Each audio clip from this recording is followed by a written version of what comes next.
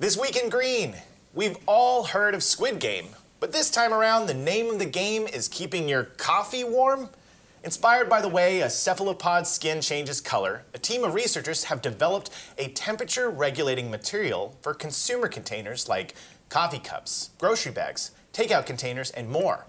Led by University of California Irvine professor Alan Gorodetsky, he and his colleagues observed how a squid is embedded with organs called chromatophores, which expand and contract to change appearance.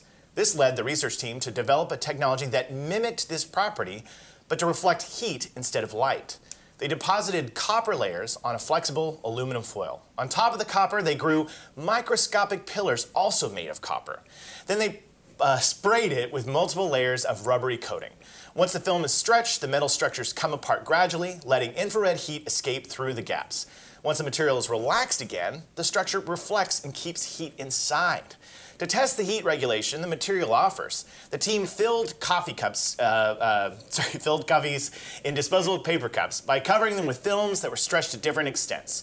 They could control how quickly the coffee would cool. Not everyone is a fan of observing squids for science. A nearby neighbor to a pineapple under the sea named Squidward said, "Leave me alone.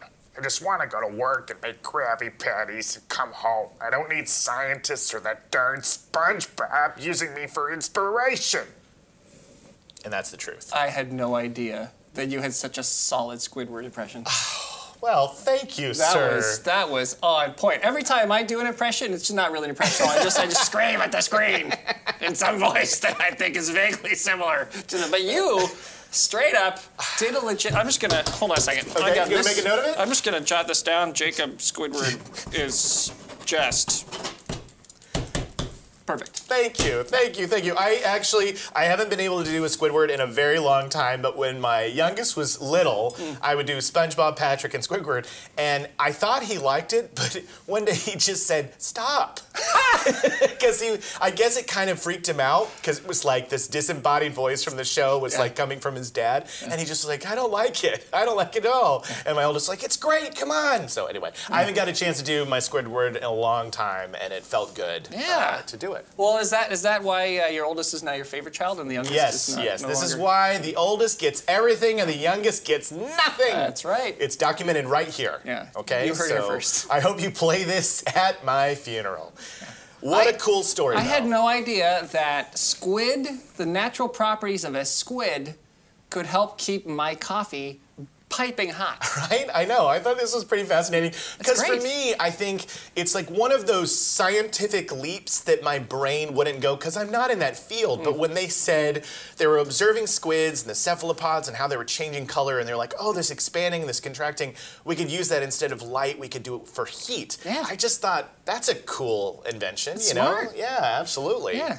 So. No, you love to see the creativity in science. You know, I think that oftentimes scientists don't get credit for how creative they can be. We kind of assume that all of the creativity is going into the arts and all that. But if you look throughout the years, some of the best inventions have come from science and engineering. Yeah. And that takes so much creativity. That's just looking at something, seeing what it does, and going, oh, I could use that over here. Yeah. And thanks to that, I mean, Jacob. Yeah. You know how hot I like my coffee. You like hot coffee, so you need squid heated coffee. Absolutely. Yes. Absolutely. You know, like Veronica and Jose Nino, the two folks we work with here at Biofriendly, they often will tell us about how they're so good at spicy because from childhood they were given spice. Yeah. And so, you know, as they got older, they're like, well, we're used to it. So we've had it forever. It's just what we know, right? So in my family, we're Aussies and insane. I had tea, like boiling hot tea from a very young age. I don't know why we did that or how it works, but that's how it worked. Yeah. So my mouth, for whatever reason, I can't handle spicy at all. Spicy is a complicated thing for me, but just pure heat, oh man, just down the hatch. He's not kidding. He's not kidding, because I've witnessed it for years, and I'm always like, I don't know how that's possible, because it is next level hot. It's not regular, like, ooh, this hot blow on it. He just goes right for it. I take the boiling stuff and I pour it right down my throat, and it's really good. And so because of that, if it's normal hot, I'm like, it's a little lukewarm. It's a little cool, which is complicated for me. Yeah, because people get sued for making coffee this hot. Yeah, absolutely. And yet that's what I require. You would be the person when that McDonald's lawsuit happened for the boiling hot coffee. You were like on the other side of the courtroom, we still need the boiling hot coffee. Like, burn that poor old woman. Oh my gosh. Destroy her leg.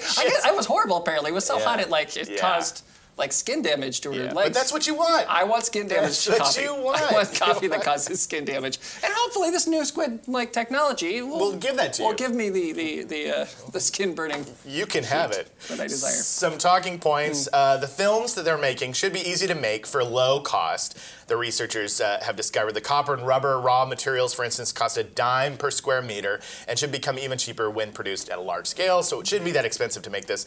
And recycling it should be easy, removing the copper with vinegar and then recycling the stretchy rubber coating and aluminum films using known commercial methods. So this is something they've thought through as a sustainable thing, as a renewable thing, as something that can be reused over and over again. So thumbs up to you scientists out there giving me squid coffee. I love it. We'll have more for you soon.